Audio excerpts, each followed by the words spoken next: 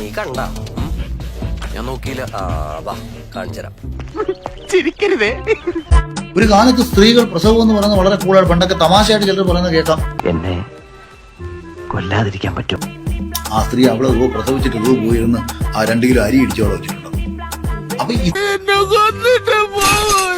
ഇത്ര നിസാരമായിട്ട് സ്ത്രീകൾ വളരെ എൻജോയ് ചെയ്തിരുന്ന ഒരു പ്രോസസ്സിനെ ഇവിടുത്തെ കുറെ ആശുപത്രികളും വന്ന് ഇവിടുത്തെ കുറെ രക്ഷകർത്താക്കളെ ഇതിങ്ങനെ പ്രഷർ കയറ്റി വെച്ച് കിട്ടേണ്ടത് കിട്ടിക്കഴിഞ്ഞാ തോന്നേണ്ടത് തോന്നാൻ ഇത്തിരി സമയം നല്ലത്. എന്താ മക്കളെ ചാടിച്ചാടി എൻജോയ് ചെയ്താ കേട്ടോ. വരാനുള്ളത് വഴി തന്നെ. ഇതങ്ങനെയല്ലല്ലോ, വരാതെ പോയതിനെ ഫ്ലിപ്കാർട്ടിലൂടെ ഓർഡർ ചെയ്ത് വരുത്തിയതല്ലേ. ചാടിച്ചാടി എൻജോയ് ചെയ്താ കേട്ടോ. ആ ശരി.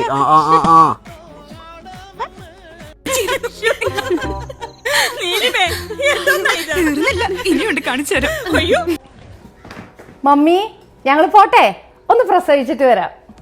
മോനെ ഇത് 5ാമത്തെ അല്ലേ, ഇതോടുകൂടി നിർത്തിക്കോളൂട്ടാ.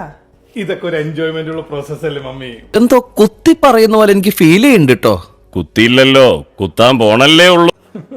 അയ്യോ മമ്മി, നമ്മുടെ അഖിലേട്ടൻ പറഞ്ഞൊന്നും കേട്ടില്ലേ? ഞങ്ങളൊന്ന് എൻജോയ് ചെയ്യട്ടേന്ന്. വളരെ കൂടുതൽ പണ്ടൊക്കെ തമാശയായിട്ട് ചിലർ പറയുന്നത് കേൾക്കാം. ആ സ്ത്രീ അവളെ പ്രസവിച്ചിട്ട് പോയിരുന്ന് ആ 2 കിലോ അരി. ഇത്രയും വലിയ ഗതികെട്ടവൻ ഈ ലോകത്ത് വേറെ ആരെങ്കിലും ഉണ്ടാവും എന്റെ കർത്താവ്. അയ്യോടാ, നമ്മുടെ 5th ബേബി സോ ക്യൂട്ട്. അയ്യോടാ, കുറച്ച് ബിഗ് ബേബി ആണോ? ശരി, ബിഗ് ആണ്, എന്നാലും കുഴപ്പമില്ല, നമുക്ക് അഡ്ജസ്റ്റ് ചെയ്യാം. ബട്ട് പ്രസവം വാസ് സോ എൻജോയബിൾ.